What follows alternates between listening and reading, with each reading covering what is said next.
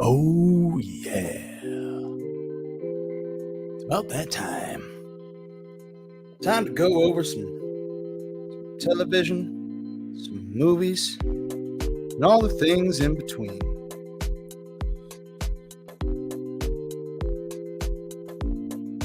Okay, let's see. Got about everything prepared. I did just finish House of Dragons, so don't know where I'm gonna go. If I'm gonna start there or do a different flow. Yo, my name is PopCorn Poppin. You know I like that sloppy toppy, like receiving it, not giving it. I mean, giving it to the female with my tongue. Don't flag me, YouTube. Sloppy toppy, sloppy toppy, sloppy toppy, sloppy toppy. Yeah, toppy of the sloppy. It's pretty but gross. Morally, actually, it's a beautiful thing. You just don't want to say it most of the time. Moist. Think about other words that sound gross. Saliva. Squirt. I guess gross ain't the right word because I find it very tempting. Limping ain't a word. Working on my rhyming skills because I am a turd. I'm not doing very well, but hell yeah, I'm trying my best. But let's get together before we go and have a little festival of movies, television, screens, all the news and everything that is in between. All right, you get it. We get it. I think that's about good. 2-minute warning is commenced. Or commenced. It's over. You had your 2-minute warning. Stop the music. Stop the music. Stop the music. All right. Let's go. Oh, hi. Hello. Hi. Hello. Hi. Hi. And welcome back to PopCorn Poppin Live, your weekly movie, TV, and streaming guide. You don't have time to figure out what to watch. There's too much content in the world, and you can't be wasting your time. So let me waste my time for you by watching all that looks vaguely interesting and letting you know what's poppin' and what ain't. Tonight, we will be discussing only one new movie that's out in theaters, and that is Inside Out 2. If you haven't seen the first one, emotions living with a girl moving to a new city and losing the joy in her life whilst learning that it's okay to be sad, it'll bounce you back. We have such emotions as sadness, as joy, as disgust, as fear, and as anger. Joy is Amy Poehler. Disgust is Mindy Kaling. Bill Hader is fear. Phyllis from The Office, I'm sorry I don't remember your name, is sadness. And Lewis Black is the perfect anger. Really, the most perfect is Lewis Black and Amy Poehler. Just the way that they say things in the recording booth and the way that their characters emote as they say them just really cracks my shit up. There's a lot of times during Inside Out 2 where I had just started laughing after hearing something like, come on, from Lewis Black. Just the way he says shit is hilarious. What did I think of the first one? The first one is one of the most complex films you'll ever see in a way. If you think about it, it's about a crazy little girl and also showing how everyone else is a little crazy. I forgot that there were snippets of other people's emotions in their heads as well. That was very enjoyable. But I'm glad that I rewatched the first one because I don't think I've watched the first one on multiple viewings. I think I only watched it once. And even though I greatly respected and loved it so much, I never watched it a second time. And the second time, growing older and watching it, you pick up on a lot more things, at least I believe. So I thought it was very well done. One thing, I don't know if I ever said it on this show, but I told Robin the other day that this film was co-written by Rashida Jones, and that is incorrect. That was Toy Story 4, so that is a bit of a retraction on my end. So the first one, so damn layered. The second viewing is great. You got to watch it again if you hadn't before. The favorite scenes that I had were the dream sequence where Anxious watches a dream and comments on how bad the acting is and pick a plot point or plot outline and forget it, Jake, it's Cloud Town. And oh my God. So the first time that Bing Bong scene, take it to the moon for me. The first time I watched that I must have sweated from my eyeballs, but I remember everyone else talking about it, and I was like, it's not that sad. And it was sad. It was extremely sad. I thought I was gonna angry cry. It was ridiculous, but I didn't angry cry. Wasn't angry anyway. Now, what about 2, you may ask? What about 2? Well, the things that made me not look... I'm going to tell you if it's popping or not in a second. Again, Inside Out 2 is one of my favorite Pixar movies. It's really, really up there. We're not going to go through the whole list of Pixar movies, but Toy Story's up there. WALL-E is up there. Up is not up there. That's why I wanted to do like a full list some other time, because we don't have time to go through each of them. But Inside Out is up there, the first one anyways. The second one, although enjoyable, and I will say is popping in general, I had my reservations about when I first heard about it for 2 reasons. One, when they announced it was going to happen, they also announced that Mindy Kaling and Bill Hader weren't going to return. And I thought that meant, oh, the script is probably so bad that they didn't want to sign up for it. But no, it was money. It was very silly of me to think of anything else due to pay scale. I'm sure Amy Poehler is getting paid the most, and they want to be paid as much as Amy Poehler because they're doing their own thing pretty well. But in any case, Ashley Rosengarten saw it in 3D. Was 3D good? I think that animation works with 3D. I don't think in general with live action films we're very much there with 3D, but I'm curious. Let me know how it was in 3D. I saw it in Dolby, which I always love Dolby. It deafens me every once in a while. But this second movie is popping, okay? I really, really dug it. So let's talk about the positives about it. The concepts of it are really, really great. Very, very interesting, kind of similar to what we were experiencing with the first film. Like really high concepts and really fun times. Without giving any spoilers, I didn't watch the trailer, so I didn't know what the settings were going to be. And hell yeah, Ashley did like the 3D. So there's a recommendation, not only from me, but from Ashley. In general, I think animation is there with 3D. I don't think live action's there. And if you want to take your kids to go see a movie, this is a good one. It is popping. It's got really good concept of where's Riley at now. It's about 2 years later, and she's experiencing what the emotions see as a blinking red light that's labeled puberty. And I'm like, what is this? And all of a sudden, other things start crashing into headquarters. And every time the emotions try to make Riley do something, they think that they press the buttons a little too hard because she's emoting so hard, getting so angry and getting so sad and getting overly joyous and all this stuff. You know, puberty. So I was cracking up in the movie theater. I will say also, I don't like seeing kids' movies by myself in theaters, but sometimes you got to see a Pixar movie. But there wasn't many people, and I still felt weird being by myself at the kids' movie. Anyways, so there was a lot of funny things concept-wise where I was laughing really hard that no one else was laughing, no other parent or anything. So I think those parents were just tired and just excited to have their kids shut up and watch something. The kids did seem to enjoy it as well. But the high concept shit like puberty, like bringing things to the back of the mind, I thought were very, very funny. We are introduced to some new characters as well. Before we get to those, the other things in the scenes that were good was not only Riley going through puberty, but at the same time, she's on the verge of losing her friends, going to this camp where all the older cool kids are. So there's a lot going on with this teenage girl, and the emotions are running wild, and you even gain a few. But I used to think that anger was the antagonist in the first film, and I was definitely wrong. I will say that the antagonist in this film is one of the emotions. I was interested to see if this movie was going to be a cash grab, depending on what kind of emotions were going to go through Riley at the time. And I should have guessed it would have been anxiety. I just always had thought before this movie, anxiety and anxiousness were two of the same, but I would say anxiousness is a result of it through anxiety.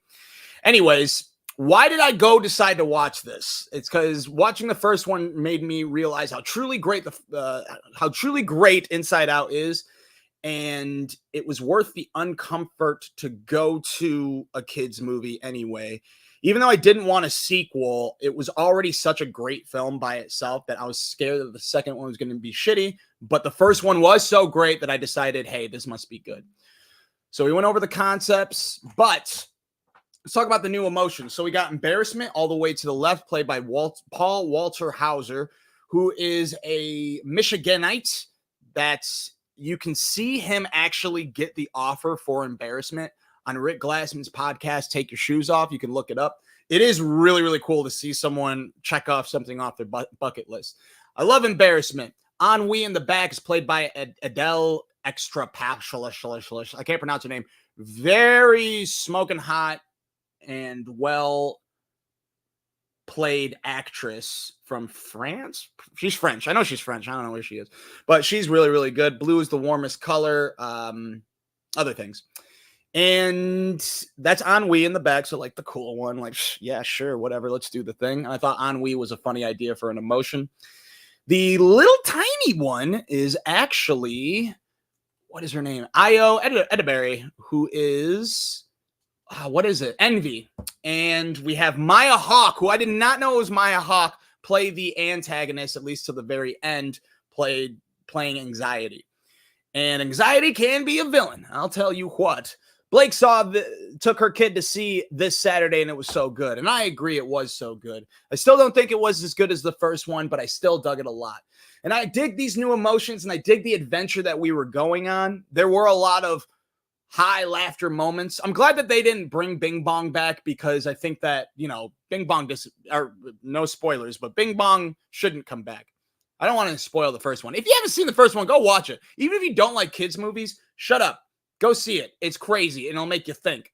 This movie makes you think, too. I think the things that Anxiety was trying to help Riley conquer made sense for thinking of the future as opposed to the present, and also giving you the concept about not only is every emotion important, but also beliefs are important. The introduction of beliefs was a little strange, but I'm glad that they introduced not only a new device to use in storytelling with Riley's psychotic episode, but also to help you determine what kind of person you are and what your beliefs are. Like, I'm a good person, I'm a good friend. I thought that was cool.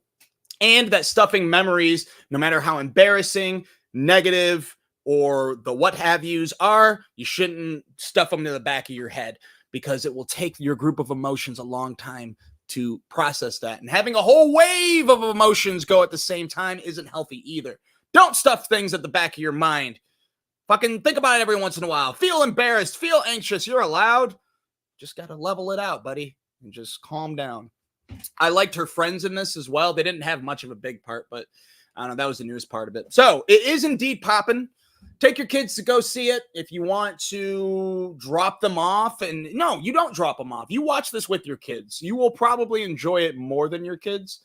Yeah, I dug it.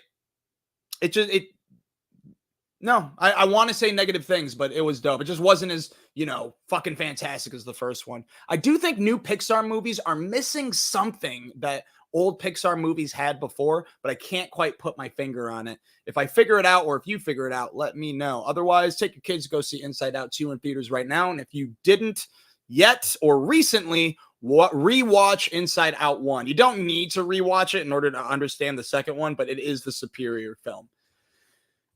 On Television, we have House of the Dragon season 2 premiere last night. All of yesterday, while I was prepping this episode, I did a marathon. And I know I've discussed on this show several times that Game of Thrones, I don't care how it ended and what everyone says, it is one of the best shows ever made. It's one of the best shows ever made. It's great. House of the Dragon, I do believe that a lot of people think is better than the original series. And I was like, you're out of your fucking mind. Storytelling wise, you can't touch Game of Thrones. Having said that, the way they do character development in this show is much better. And I have more of maybe not much better, but the reason that they can do it better is because there's a smaller cast in House of the Dragon compared to the cast in Game of Thrones. What I loved about Game of Thrones was there are several families along this map that we get to see every week, so we can literally learn this world of Westeros and also see where these families are and all the connections and the blah, blah, blah. It's super cool. This show is mostly one to three families, at least in the first season. And rewatching it, I loved it a lot more because it shows the intricacies of how each character is. For example, Rhaenyra is getting attacked by a warthog in the first season, and the king killing a heart in the very same episode. That episode was the episode that I really, really enjoyed the show, and appreciated how they were showing what kind of characters these are. When the king kills that elk, but they call it a heart in the subtitles, his men have it held down. They're all watching him. He doesn't even seem like he wants to kill this thing anymore. Not only did they hand him the weapon, but they show him where to pierce, and he will do it because everyone's watching and everyone is expecting him to do something. And he does this long walk away from the dead body, and everyone claps, and he doesn't feel any better about himself. So those kind of moments really, really, really, really, really make me appreciate the show and television in general. Robin Floyd says, I believe Pixar tries to accommodate to the adult audience more.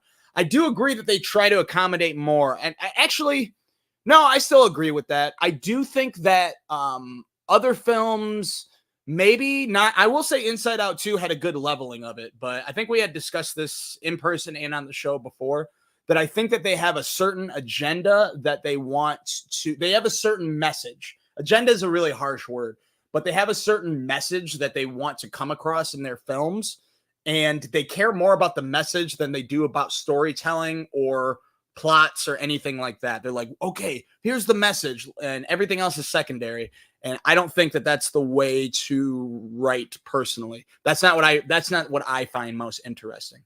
Back to House of the Dragon. So I loved the first season, and what did I think of the premiere? I just watched the premiere. I thought I was going to be late, but I wasn't. I was on time for this. Poppin' or not, it is poppin'. And rewatching the series, I'm very glad that I did, because I forgot about a lot of things, a lot of deaths, and a lot of weird, like, births were a huge thing in the first season. And kid deaths or baby deaths. And don't worry, the season premiere still has a baby dying. Or maybe not baby or child. A small human dies in the opening episode. So trigger warning if you don't like seeing younglings die, because a lot of younglings die. Or one. I think only one. It was a good episode. It was popping. I still love the show. I love Olivia Cook, even though I'm rooting for Rhaenyra. I'm rooting for the Targaryen bride. I love Alicent. I'm not rooting for Alicent to win, but I want Olivia Cook to win because I'm in love with her. Damon is a goddamn asshole. I don't like him. But Matt Smith does a good job at being like sinister and all of that. What I'm noticing when comparing this new season to the Game of Thrones is we have a new Joffrey again, and that is Aegon Targaryen. The first or the second? I don't know what he is. And then, he's not. I don't think he's Aegon the Conqueror. I don't believe. I don't follow the history very well, because I haven't read the books. And also, I'm not that big of a nerd, but I am a nerd nonetheless. And you can compare the new king of the throne in this second season to Joffrey, and Alicent to Cersei, except Alicent is definitely not as evil or sinister, but she's trying to get her son to not just do the things that she wants him to do, unlike Cersei, but she wants him to just be a fucking king and not be a child anymore. So I dig that aspect. And I liked the end of the series, but it was dark. It was really, really dark. This is a dark show, but it's bigger in scale, and the dragons are fucking dope. And we have long scenes of them trying to figure out things, explore, or try to execute a task without like jump cutting. So for instance, if someone's trying to get on a dragon and they're walking from the castle, they'll like show the whole walk from the castle to the dragon, and they'll show the dragon go crawl and then go up in the air. Like, I love that they have these long scenes with some characters of them trying to figure out what to do. It just seems a little more real. And when dragons, Dracarys's, spit hot fire, it's fucking monumental and scary looking. So I dig that, and I'm glad that they still do it. So the show is still popping. If you love Game of Thrones, I'm sure you'll love this show. It's just slower. I always find myself going back to my phone. I tried to shut it off today, but I was busy with some stuff. In any case, check it out.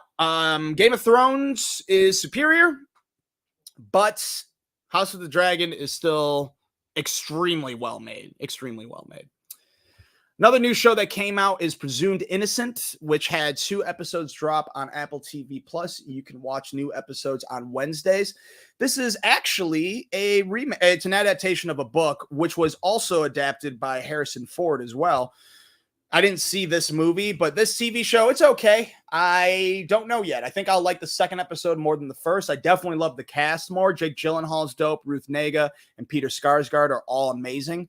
But if you don't know what the show is about, a married man who is also a district attorney, I'm not sure, he's an attorney, is presumed guilty of killing someone he works with and someone he has had an affair with as well. So I like crime dramas or court dramas, or like, did he do it or didn't he? They're fun. I just don't really care for the characters in this show. They all like fly, specifically Jake Gyllenhaal flies off the handle a lot. I will continue watching though. It's okay, but compared to House of the Dragon and the next show we're going to talk about, I wasn't very excited to watch the second episode. But I was excited to watch The Boys season 4 premiere along with 2 episodes. I love that The Boys premieres.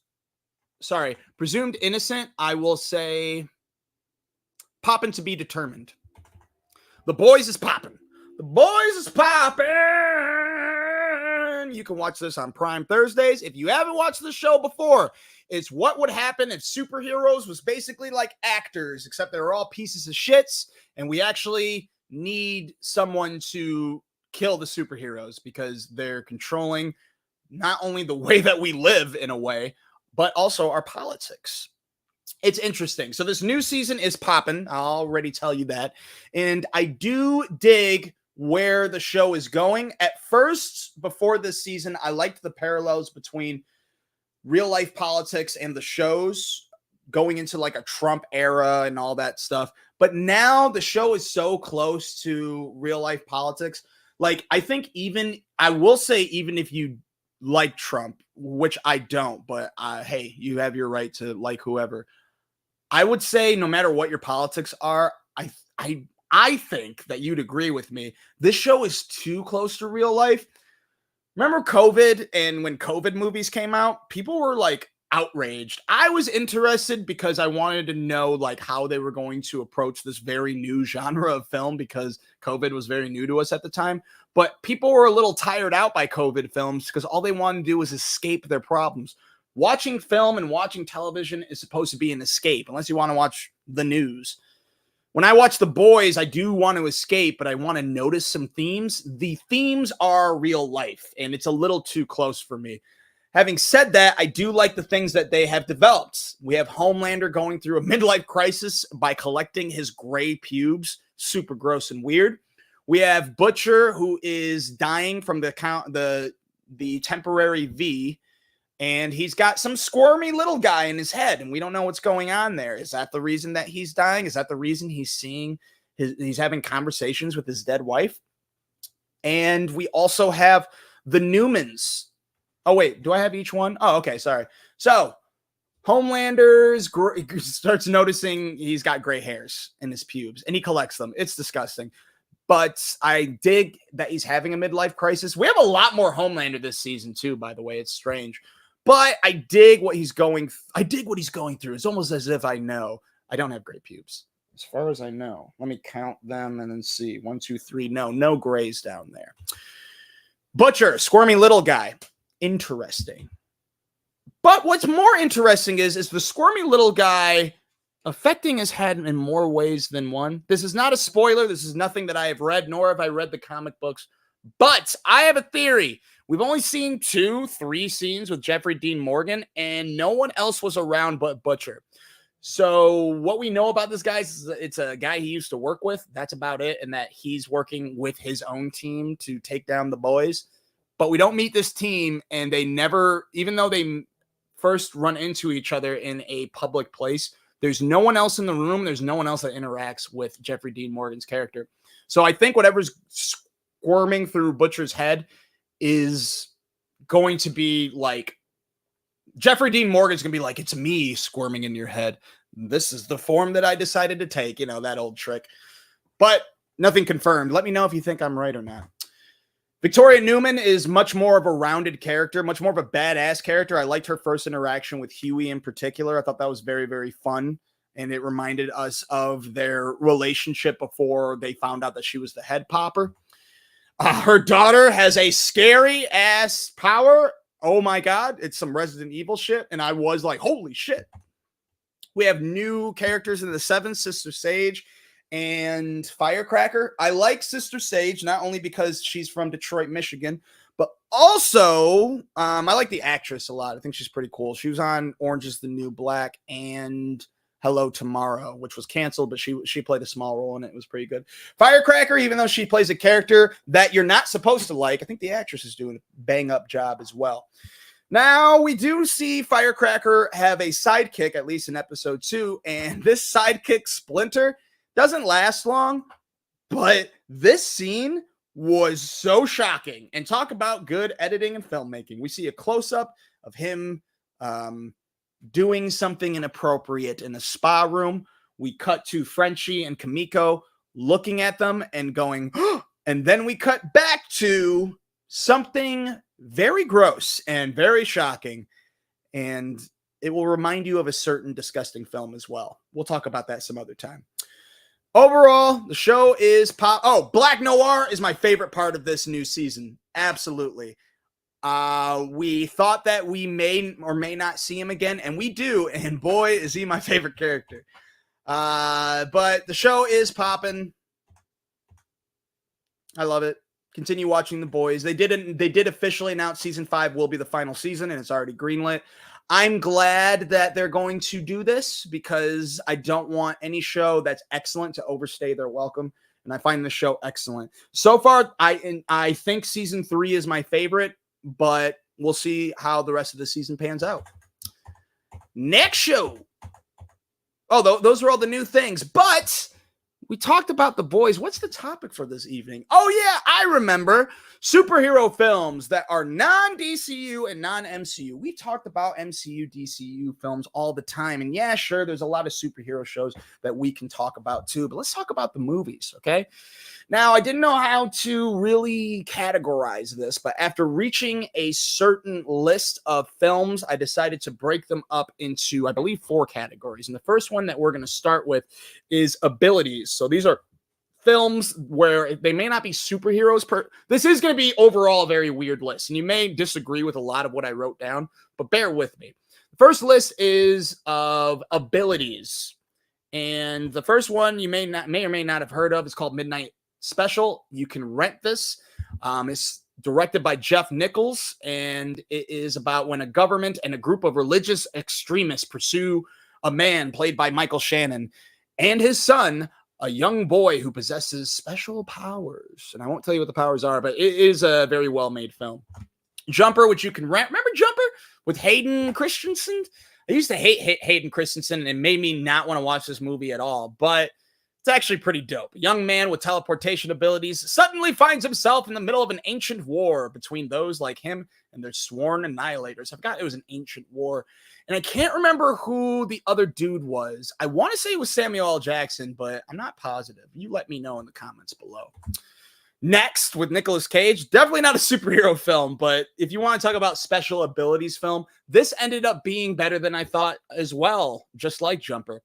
It stars Nicolas Cage as a Las Vegas magician who can see into the future and is pursued by FBI agents seeking to use his abilities to prevent a nuclear attack. You can rent this online as well. Now we're getting into the ones that I really, really love. Lucy, super good. You can watch this on Netflix right now. It stars Scarlett Johansson and Morgan Freeman about a woman accidentally caught in a dark deal, turns the tables on her captors, and transforms into a merciless warrior evolved beyond human logic. Very similar plot to the next film that we're going to discuss, but you know how we access 2% of our minds or 10%, whatever the number is? But what if we can access all of our mind? Lucy touches in on that. This is also directed by Luc Besson, who's a really good director. Another film that has a very similar plot is Limitless with Bradley Cooper, about a mysterious pill that enables the user to access 100% of his brain's abilities and transforms a struggling writer into a financial wizard. But it also puts him in a new world with many dangers, including Robert De Niro. You can watch this on Stars. There was also a television series that I hadn't watched, but I think it lasted more than one season. Push with Chris Evans. I don't know if you guys remember this movie. I don't think it did well in the box office, but I thought it was very underrated. It stars Chris Evans, Digimon Hewson, and Camille Bell, and Dakota Fanning, I forgot. About two young Americans with special abilities who must race to find a girl in Hong Kong before a shadowy government organization called Division does.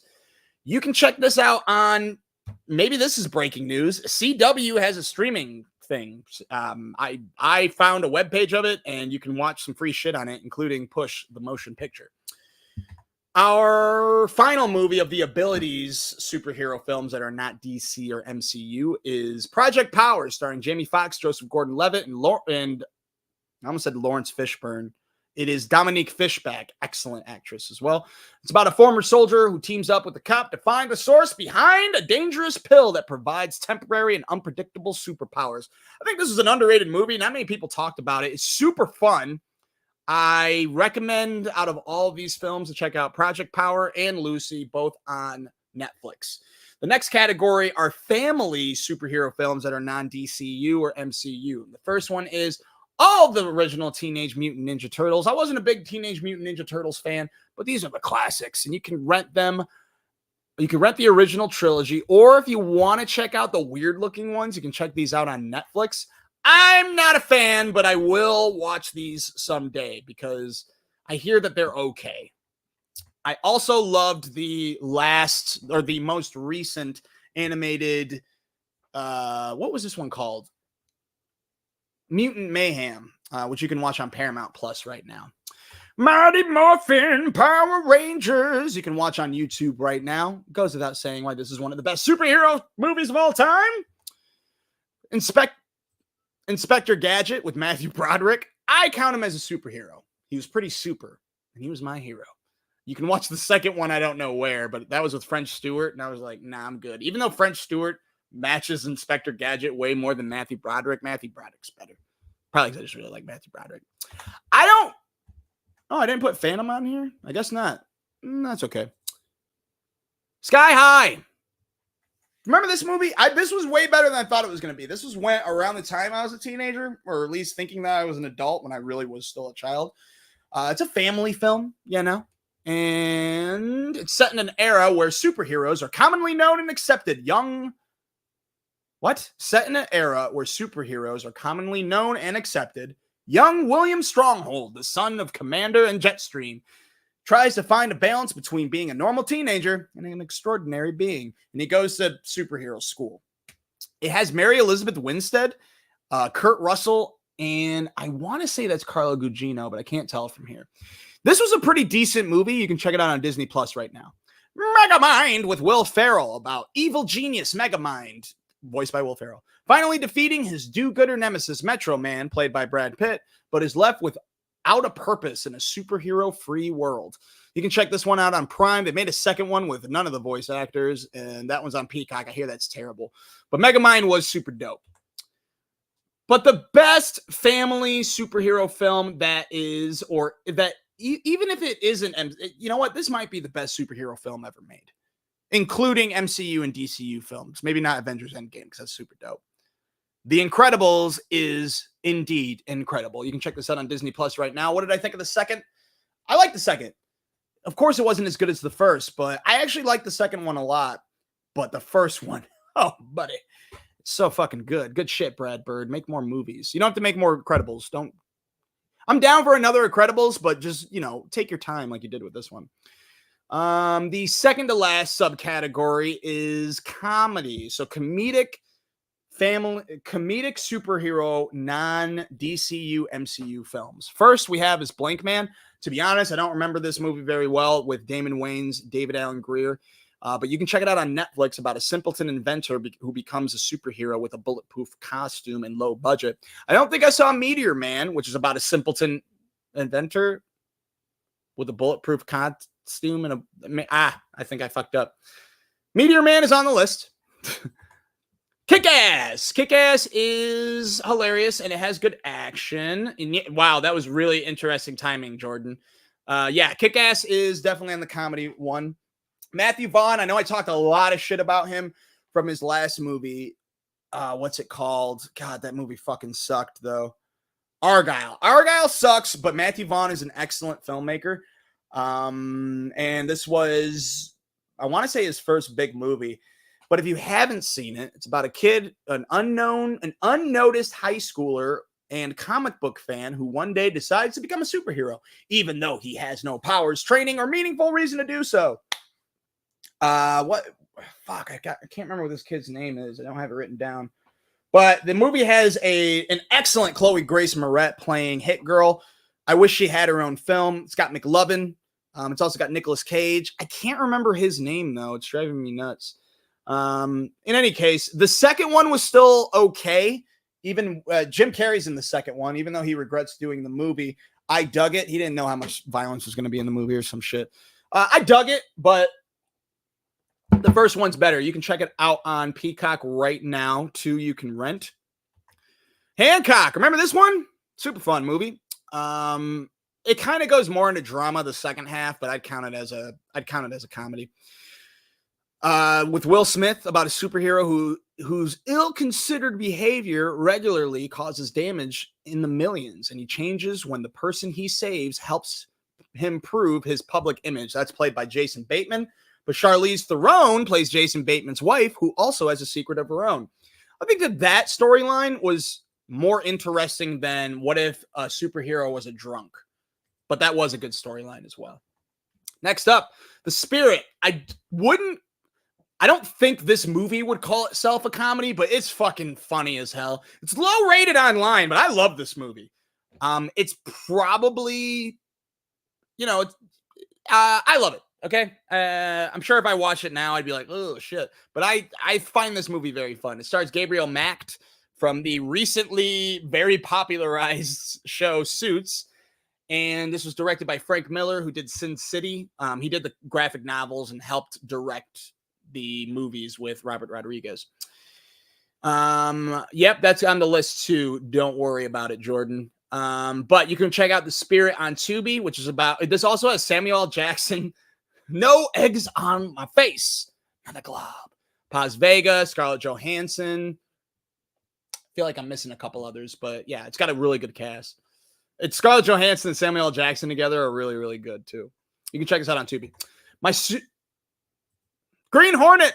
I love Green Hornet. I don't know if you've seen Green Hornet, but I like Green Hornet. It's with Seth Rogen and Christoph Waltz. I can't remember who the girl in it was.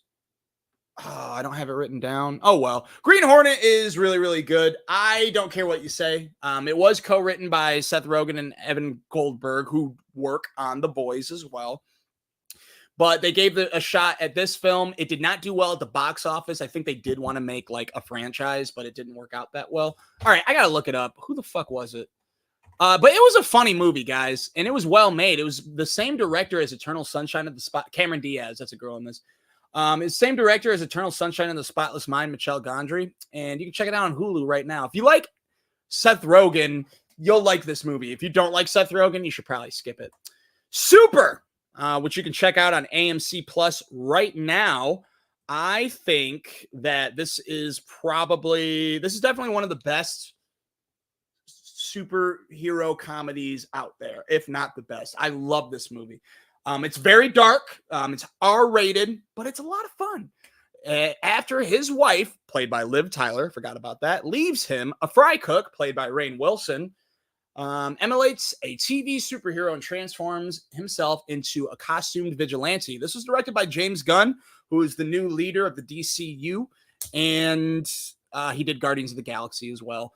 But he used to do R-rated movies like this and Slither. And I think more people would like this than Slither. Also, fucking, what's his name? Kevin Bacon plays the villain in this. It's good, guys. And the defeat or non-defeat of the villain at the end was super dark. And finally, probably my favorite out of all of this, out of the comedic superhero non-DCU MCU films, is Mystery Men. Back from the day. A group of inept amateur superheroes must try to save the day when a supervillain threatens to destroy a major superhero in the city. Fucking look at this list, dude. William H. Macy, Hank Azaria, Janine Garofalo. I liked Janine Garofalo. Pee Wee Herman, R.I.P. Did I say William H. Macy? I probably did. Fucking Kel Mitchell and Ben Stiller. Super great movie. Underrated. I think it was not underrated. I think it's a cult classic. Just super dope. Awesome movie. I loved it. They should make it too. They should make it too. Just do it. Just do it. You can rent this one right now if you'd like. And our final subcategory of superhero non-DCU MCU films is the dark category. The Unbreakable trilogy, which consists of Unbreakable, Split, and Glass. I didn't like Glass. I thought it was a great opportunity from M. Night Shyamalan, but it didn't work out. I got to try watching it again, but it was so boring. I fell asleep so many times. It was so goddamn boring. Unbreakable is good, but Split, if it wasn't for James McAvoy and Anya Taylor-Joy, I don't know. You could cast this movie bad and make it a bad movie. However, James McAvoy just makes the movie. It's so, so good. Robin Floyd is the only person that liked Glass, ladies and gentlemen. I got to rewatch it. I'm sure I will like it more, but I fell asleep so many times watching it. And granted, it was only one night that I gave it a shot, so maybe that's not all the way fair. But if you want to watch Unbreakable, you can rent it. If you want to watch Split, you can watch it on Hulu. And if you want to watch Glass, which is the culmination, you can watch it on Netflix. I will try Glass again, but I am going to have to rewatch all of them. Oh, boy. I don't know. Okay, the next one's going to surprise maybe some of you, but I think it's a good choice. I'm a big horror film fan. And when I saw this one that I'm about to talk about, I was very surprised because it's like the third or fourth movie of the franchise. It was co-written by Wes Craven and Frank Darabont. A Nightmare on Elm Street, Dream Warriors. I loved this movie. I love Nightmare on Elm Street in general. I love horror, you know. But this is like, I think this is the second best Nightmare on Elm Street behind the first one out of my choices.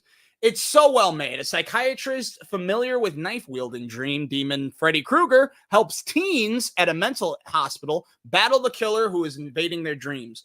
So why do I have this under as a superhero film? Because these dream warriors are fucking superheroes. They learn how to control dreams to benefit them into defeating the big bad who is Freddy Krueger, who you can't say is a supervillain.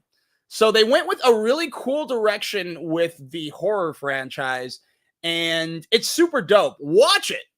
You can watch it on Netflix right now. Watch all of them, but watch this one. Don't sleep on it. Like, there's a lot of, like, the Jason movies. There are, like, 4 you don't have to pay attention to. Pay attention to this one. There's probably 4 of these you don't have to pay attention to, but pay attention to this one. It's really, really good. Van Helsing you can watch on Hulu. I don't think I need to tell you who Van Helsing is, but it was played by Hugh Jackman and co-starred Kate Beckinsale. I love Kate Beckinsale. Yeah, Hulu. Check it out. RoboCop. I consider this a superhero movie. Superhero of Detroit. We have a do we still have a statue of him? I don't know if we do. I can't remember. But you can check this out on Max. I'm going to watch all of these. I've only seen the first one, and I was excited about the remake, and then I saw the trailer, and I'm like, that looks terrible. I want to check out this one. All of them, I mean. Dredd. I wasn't a big fan of Judge Dredd, and the only reason I consider him a superhero is because he had a comic, and this isn't comic book movies, but I guess you can consider this guy a superhero. Now, this was a remake to me of, they stole the idea from the Raid Redemption, a giant apartment building and, you know, police people trying to make their way up to defeat the big bad. One second. RoboCop 2 is the best. My kids love it. Really? Okay. I'm excited to watch 2. Like I said, I am going to go through all of the RoboCops, and I'm curious to see what I think. Thank you very much. They made 3 of them, right, Jordan? Back to Dredd. Not Judge Dredd. I didn't really care for Judge Dredd. Probably because I compare it too much to Demolition Man. Demolition Man's superior. But Dredd, it takes place in a violent, futuristic city where the police have the authority to act as judge, jury, and executioner. A cop teams with a trainee to take down a gang that deals with the reality-altering drug slow-mo. Now, slow-mo, I hated it. I thought it was a stupid gimmick to just do slow motion scenes. This movie came out in 3D as well. Thank you, Jordan. There are 3 RoboCops. All 3 and the remake are on Max. What was I saying? Oh, Dredd. I thought the slow-mo was a gimmick. I thought the 3D was a gimmick. Thus, I thought the film was a gimmick. But Carl Urban, a.k.a. Butcher from The Boys, and Olivia Thirlby, who deserves to be known more. I love her acting. This movie's dope, is my point. Check it out. I was wrong. This was also co-written by Alex Garland, who apparently, he's not credited as director, but a lot of actors say that he was basically the director. And he was interested in a second film, but this movie didn't make enough money. However, Carl Urban says that he would love to do a second Dredd movie. Check it out. It is badass. It is badass. This one I haven't seen in a long time, but I remember it being wonky and nuts. But Liam Neeson in Darkman, directed and written by Sam Raimi, about a brilliant scientist left for dead, returns to exact revenge on the people who burned him alive. You can check this out on AMC+. Definitely rewatching this in October. I don't know, this ain't a horror movie, but it's Sam Raimi, so it's kind of a horror movie, just like how all Sam Raimi movies are kind of horror movies when you think about it. I'll definitely rewatch this one soon. I loved Ghost Rider 2, aka Spirit of Vengeance. It was directed by Mark Neveldine, I'm probably pronouncing wrong, and Brian Taylor, who did the Crank movies. So it's super crazy and super fun. And Nicolas Cage gets to be more Nicolas Cage in this movie. But granted, this might be, by the way, I probably already named 1 or 2 that are in Marvel Comics or DC Comics. I'm talking about movies that are not set in the MCU, you know, those movies like Iron Man and they share a universe. Yes, on comics, I think I don't know if Ghost Rider's DCU or MCU or Dark Horse, but if this was a Marvel comic, I'm not counting it as MCU. So thus, go fuck yourself. I like this. I love this movie. It's very low rated online, but I thought it's super fun. Idris Elba plays the villain. The only thing that was negative about it was they didn't bring back Eva Mendes, and I'm sure she just didn't want to come back. The Crown. I don't remember this being a superhero movie. Oh, where did that end come from? The Crow, which you can watch on Paramount Plus, starring Brandon Lee. Now, I don't remember this movie. And every time I've tried to rewatch it, I'm like, this movie's fucking weird. And it's good. I don't know if it's good. You know, I don't know if I like this movie very much, but I know the world loves this movie. But I'll tell you the truth. Every time I try to I know when I was a kid, I loved this movie, but rewatching it now, I'm like, I don't know, dude. I don't know if this is my vibe. So I will rewatch it to let you guys know. It deserved to be mentioned in the very least, and I do know more people like this movie than not, so it's added to the list. You can check it out on Paramount Plus, and you can check out the new one with Bill Skarsgård that I think looks okay, even though he looks too much like a fucking depressed MGK. MGK? Is that his name? Machine Gun Kelly? Yeah, I'm never calling him MGK again. But the new one is coming out August 23rd. The old one was directed by Alex Proyas, which is why I think I would like this if I really sat down and tried to watch it again. That director did Dark City, which is really, really good, Knowing, which no one liked but me, but also iRobot, so he's a good director. Watchmen, excellent film, directed by Zack Snyder, and I'm not a big fan of his anymore. But you can check this film out on Max. It's in a version of 1985 where superheroes exist. The murder of a colleague sends active vigilante Rorschach on the trail of a conspiracy that will change the course of human history. I dug this movie. If you haven't watched it, watch it now. If you love The Boys, you will love this movie. It's a lot less comedic, but it's still a lot of fun. Also has Jeffrey Dean Morgan as well. No, I am never calling him MGK again because that sounds too cool for Machine Gun Kelly. Even though I hear he's a nice guy, I don't like him. You can also you should check out the Watchmen miniseries after watching the original film. The only thing you have to know is that a big purple alien monster is at the end of the comic book run, and they keep that storyline for the miniseries, and it throws people off because it's really fucking weird. But they never did it in the movie, but they did it for the show. I like this miniseries. The only reason I want a season 2 is because there were 2 aspects that they never explained. But Damon Lindelof, who show ran the series, he doesn't want to do more seasons. And Regina King says, I ain't doing it if Damon ain't. So leave it alone. I think what they did was just fine, and it was cool. But you can check out Watchmen, the movie, and Watchmen, the miniseries on Max right now.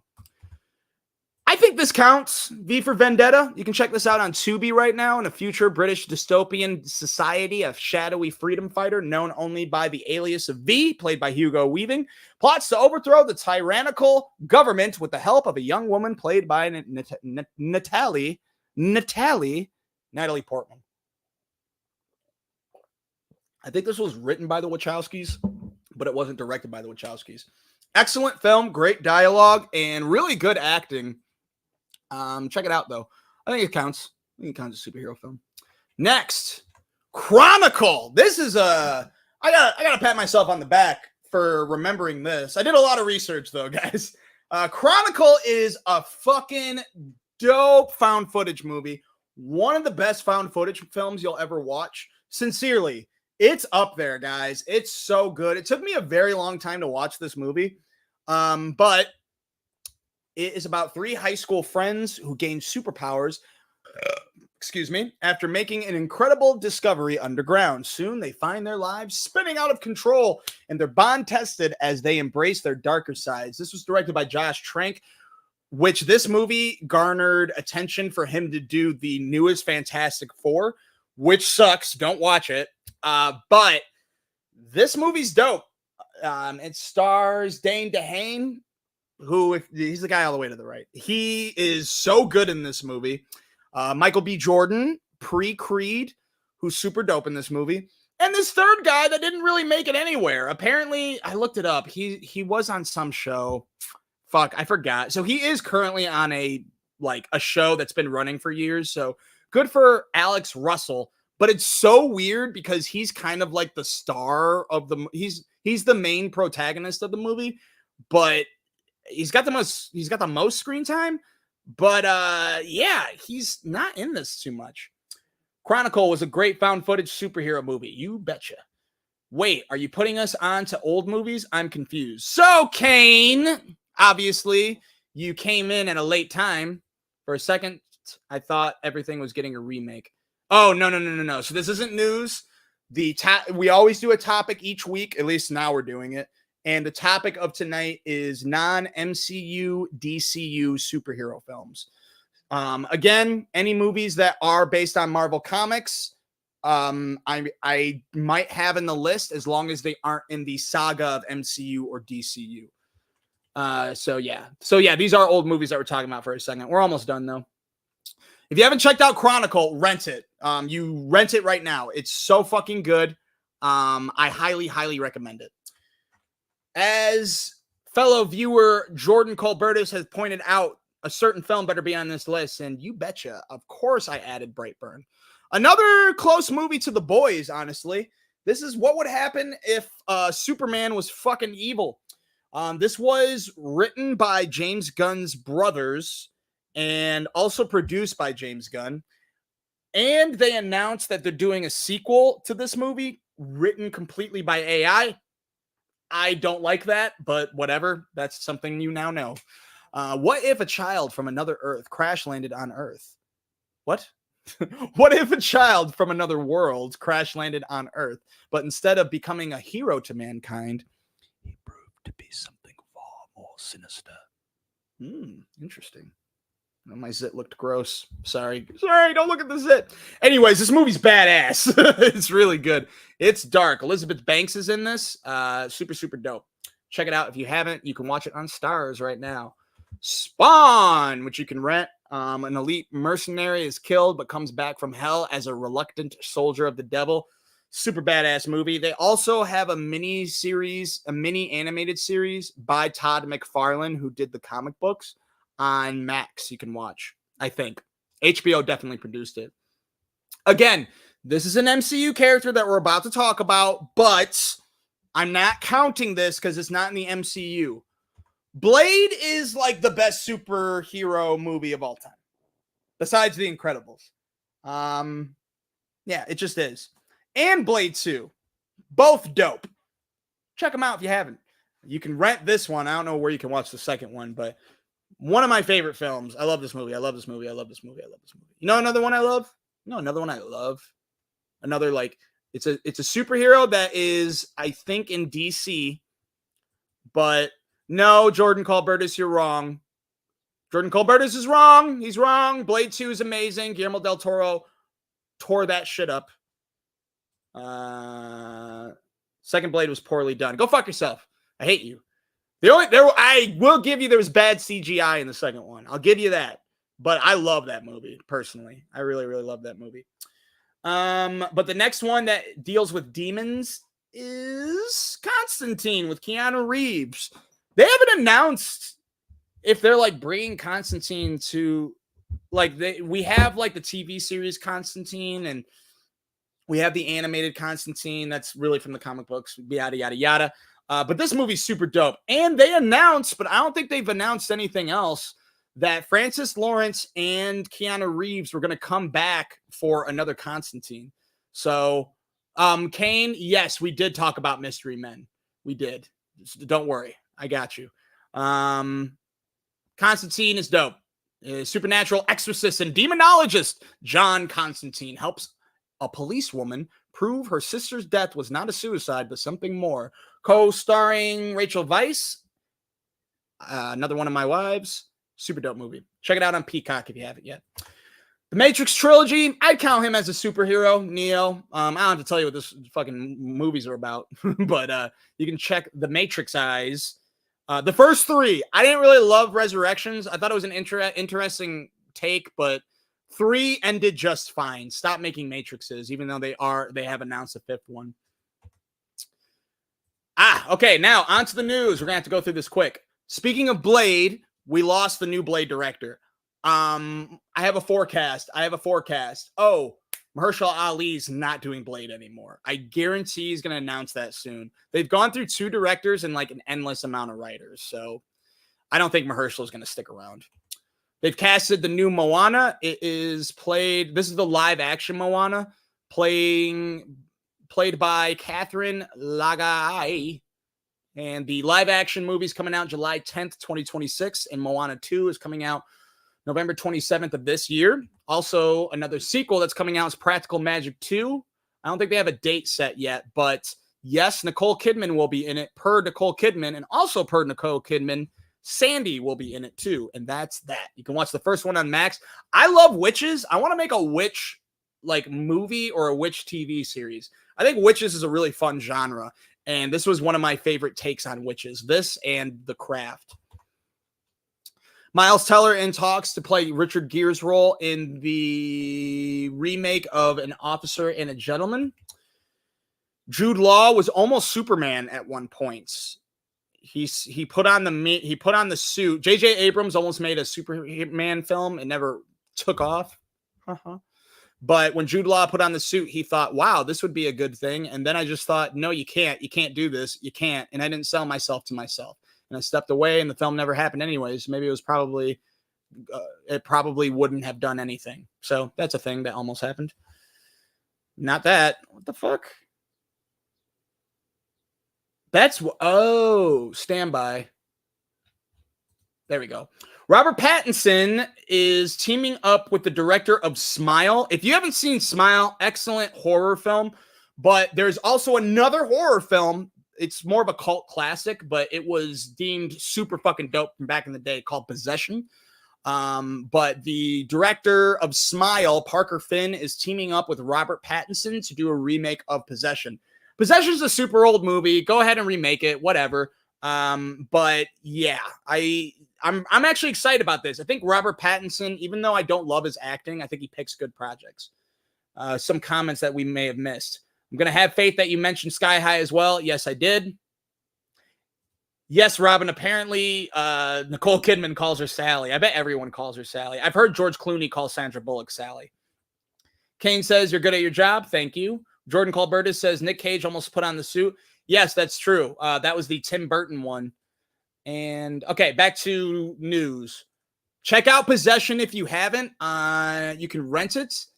And Smile, if you haven't seen that movie, you can check out on Paramount Plus. All right, moving on to TV news real quick. Power Book 4 Force is ending, but the guy who plays Tommy says his character will be back for future projects. Whoops. Gravity Falls is working on a revival series. I didn't watch Gravity Falls, but I know it was very popular.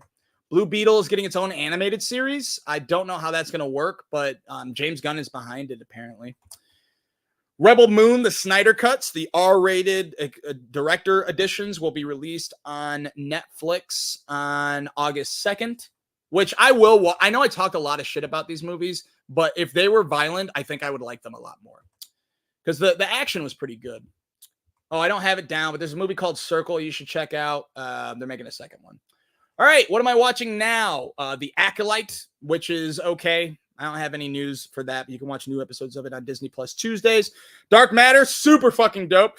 Check it out on Apple TV Plus Wednesdays. Yes, it's another multiverse show, but it does it fucking excellently. And honorable mentions of things that came out recently that I didn't have a chance to see or didn't want to see, but think that you might want to watch. Tuesday, starring Julia Louis-Dreyfus and A24, about a mother and her daughter who must confront death when it arrives in the form of an astonishing talking bird. This looks very, very sad, but very, very good. If you want to take your kids to see a movie, go take them to see an Inside Out 2. But if you're at home and you don't want to spend any money but have a Netflix subscription, check out Ultraman Rising. When Tokyo is threatened by giant monsters, an all-star athlete reluctantly returns home to take on the mantle of Ultraman and also to take care of a giant alien. Hotel Cocaina tells the story of Roman Compt, a Cuban exile CIA operative and general manager of the Hotel Mutiny, the glamorous epicenter of the late 70s and early 80s Miami cocaina scene. This is from the co-creators of Narcos and Godfather of Harlem. This also has Michael Chiklis, who I met before. I was in a little film called High School. You can see me for one split second. And the only last thing that you might be interested that came out recently that I definitely didn't watch was Bridgerton Season 3 Part 2, which is on Netflix right now. All right, what's coming out next week that I think is going to be okay? I think this movie better be good anyway. I have zero interest in it, except for the fact that it's directed by Jeff Nichols, who did Loving, Midnight Special, which I talked about earlier, and Shotgun Stories. And there's one more I'm missing. I can't remember what it's called, but he's doing this new movie called The Bike Riders. I don't really give a shit about motorcycle gangs. No shade on motorcycle gangs because I know that they beat the fuck out of me. Even looking at me, I'd probably fall over. They're badass, don't get me wrong, but this movie just looks boring. It doesn't look very good. But it stars Austin Butler, Tom Hardy, and Jodie Comer After a chance encounter, headstrong Kathy is drawn to Benny, member of Midwestern motorcycle club The Vandals. As the club transforms into a dangerous underworld of violence, Benny must choose between Kathy and his loyalty to the club. Again, this is directed by Jeff Nichols, who is an excellent director. I just don't think this movie looks very good. But I at the very least, thoroughly enjoy all of his films. So yes, I will go see this, but I'm not very excited about it. I love Tom Hardy, and Austin Butler's a really good actor. So is Jodie Comer, but Tom Hardy has made some bad movies, so he's not enough of a draw for me. But a good director is a draw for me. This is in theaters Thursday. The movie I'm most excited about this week is Kinds of Kindness, directed by Yorgos Lanthimos. I think is how you pronounce his name. I won't look up the storyline because I don't want to know what it's about. I do know it is 3 stories by one weird director, and he did The Favorite, Poor Things, Killing of a Sacred Deer, The Lobster. I think I'm missing one more. In any case, Emma Stone's back, Jesse Plemons, Willem Dafoe. It's going to be a good film. I'm very excited. It's coming out Thursday. in theaters. If you want to prepare yourself for the weirdness that we're probably going to incur, I think my favorite movie of all of his is The Lobster, which you can rent with Colin Farrell. But if you have Hulu, check out Poor Things. And if you have Max, check out Killing of a Sacred Deer. And yes, the bike riders sound like SOA, but it looks way more boring than SOA. SOA took me, Sons of Anarchy took me a long time to watch. I'm glad I watched it. One of the best television shows ever made, but it looks way more boring than SOA. Other movies that are coming out in theaters that I won't see that you might want to see, I don't know. But this one looks well made, but, very indie, which isn't a bad thing. In rural Western Massachusetts, 11-year-old Lacey spends the summer of 1991 at home, enthralled by her own imagination and the attention of her mother, Janet. As the months pass, 3 visitors enter her orbit, all captivated by Janet. So you can check out Janet Planet in theaters Thursday, starring Julia Nicholson, Will Patton, and other people. I don't know. I'm not going to check it out, but you might want to. Thelma, this movie looks cute. When 93-year-old Thelma, played by real life, 94-year-old, seriously, she's in her 90s, June Squibb, Thelma Post gets duped by a phone scammer pretending to be her grandson. She sets out on a treacherous quest across the city to reclaim what was taken from her. This looks like a heartfelt, easy film that is for the whole family. I think this is going to be very well made. I won't see it. This looks like something I'd wait for streaming, but it looks pretty good. This movie looks terrible. He just did an exorcism movie. I'm not going to read what it's about. I think it's an okay storyline. Basically, an actor is doing an exorcism movie, but then he gets a demon in him and needs an exorcist. It sounds stupid. He was literally just in The Pope's Exorcist 3 movies ago. I hear already this movie's bad, but you can be the judge of yourself. In theaters Thursday, The Exorcism. What Remains? This looks like a weird movie. I won't get into it, but this is directed by Stellan Skarsgård's wife, and it stars him and one of his other sons, Gustav Skarsgård. It looks pretty boring, but it looks well made. And movie-wise, on streaming, which I will watch on Netflix, Jessica Alba is taking her hand in more kick-assery. Remember that show, Miami's Finest, with Gabrielle Union playing the character from Bad Boys 2? I thought that show was pretty good. I'm angry it got canceled. And Jessica Alba can kick ass. I'm excited for her to kick more ass in Trigger Warning, which is about a special forces commando who returns to her hometown after her father's sudden death, only to run afoul of a violent gang when she starts asking questions. It says Jessica Alba, Anthony Michael Hall, and it comes out on Netflix Friday. The only TV show that's new that's coming out next week is Orphan Black Echoes, which is a continuation of the Orphan Black universe, a show that I never watched that I heard good things about. This one has Kristen Ritter, and you can check it out on AMC Plus Sunday. So to recap the things that I'm going to watch that's coming out that's new next week, I'm going to check out Bike Riders in theaters Thursday. I'm going to check out Kinds of Kindness, which I'm most excited about Thursday. I'm thinking this isn't going to pop for me, but it might pop for you. No, I'm going to say this isn't going to be popping, even though I love the director. Not popping. Poppin', Kinds of Kindness, coming out Thursday. And Poppin'. I think it's going to be a well-done kick-assery of Jessica Alba. Thank you for tuning in. I love you all. We went over an hour again, but I think we had a good pacing in any case. Don't you? Comment on things you want to talk about, subjects you wish to go over. I don't have a subject laid out for next week yet. But yeah, give me your comments. Give me your likes. Give me your subscriptions. Give me a love and share it with your socials. I will be back next Monday. You're welcome, Jordan. You're welcome.